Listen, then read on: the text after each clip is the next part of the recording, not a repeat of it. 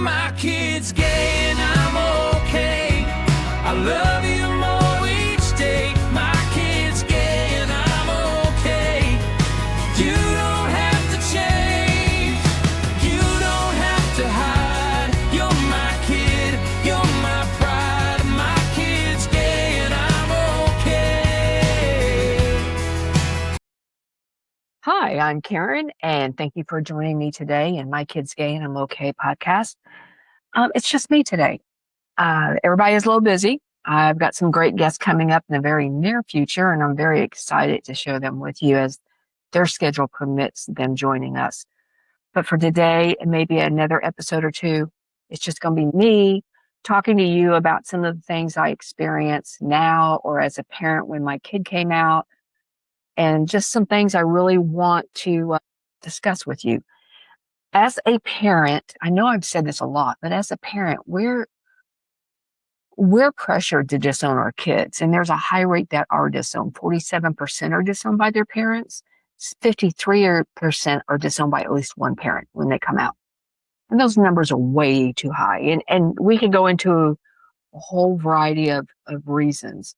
But if you know 4 LGBTQ plus people, let's just do a nice even number. I'm not good at math. That's not my forte.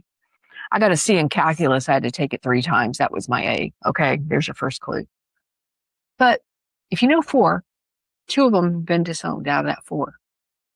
And that number's really high. And there is a lot of pressure on parents. I have yet to meet a parent as I lead in with my talks when I go out and speak publicly about being an alphabet mom, mom with an alphabet kid. The comments that are, I've yet to see a parent when I say, yeah, there's a lot of pressure for parents to disown their kid. I've yet to sit there and have a parent go, oh, I've never had that experience. 100% to date. And if I find them, I'll probably bring them on the podcast because it's an exception to the rule.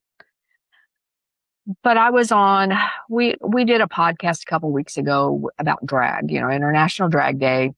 And I brought a young lady on thinking she'll be the least scary drag performer I could think of. And she's young, she's enthusiastic, she's cute as all get out. Just love her to pieces. And she's such a kind person. Oh my gosh, amazing human being. And there were just comments made that were unacceptable on social media. Unacceptable. I mean, it's just a young person excited about performing, sharing her talents and enjoying herself and learning and gaining a foothold in a community that's truly accept her for who she is. And then as I was going through social media, a mother had commented on some other post. It wasn't mine, thank goodness. I'm thankful you're not my kid. Let this sit right here. You're supposed to be a good mom. Here's somebody else's kid talking about something that's important to them. And you have to chime in and show your little ugly heart about how thankful you are that's not your kid. You have to say it out loud. You're not a good mom. Because a good mom would recognize whether you understand somebody else's kid or not, or their journey. A good mom would recognize the amount of hurt or pain she was getting ready to inflict on another human being and really work hard not to do that. That's what a good mom would do. I've had posts on my kids' social media that I wanted to go in and tell them what I thought. I don't. I stay out of it. My daughter and I'll talk. My son and I, he'll talk. But I don't go running in and tell them where they're at fault. I just tell them. I tell my kids. And on my social media, you leave a negative comment, I'm just going to delete it. You don't have anything nice to say, I will delete it. Some people say, oh, I'd leave it up there so everybody can see what an ass they are. I'm not going to do that. This is my world too. I'll delete your negative comment. So that's where we're at. So if you're a good mom and you think you're a good mom, you just remember other people's kids are different than yours. You don't have to understand them to respect the journey. Just respect them. And you may not understand their journey. I don't understand all of my kids' journeys, but I sure as hell am going to support them. And as long as they're not hurting themselves or hurting other people, and if they're actually kind human beings, that's all that matters in this world, isn't it? That's what we're trying to raise our kids. That's what we learned in kindergarten. Everything, there used to be a book out. Everything I needed to know in life, I learned in kindergarten.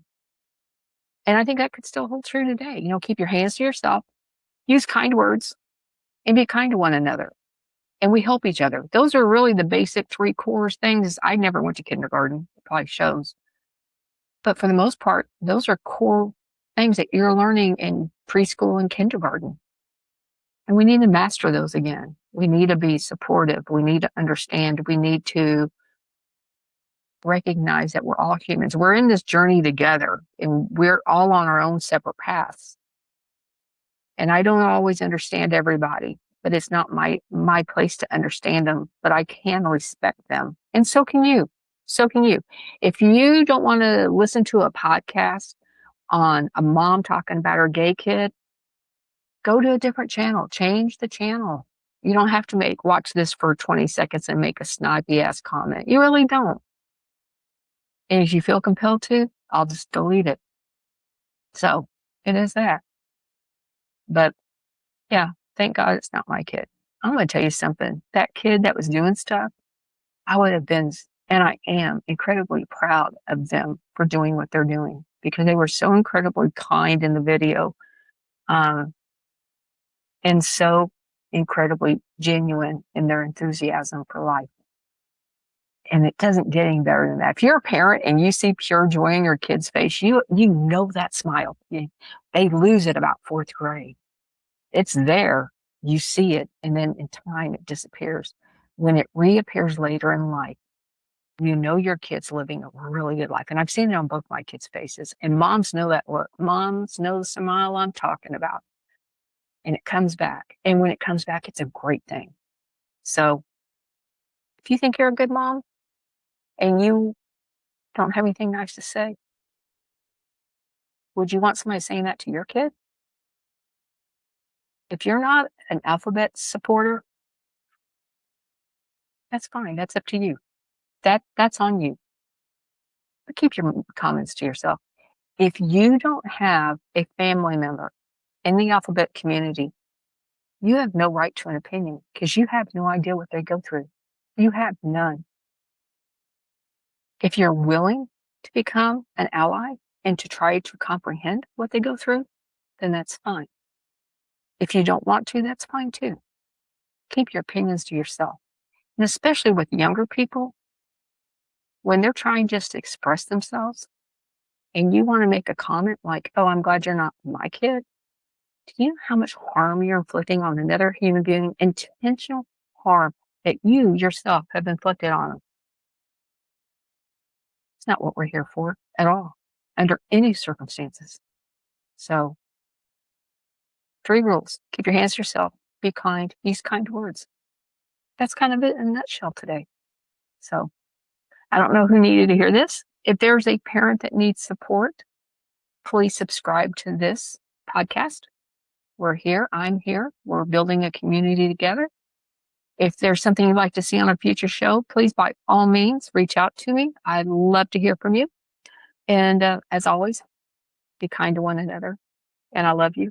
And till next time, okay? Take care.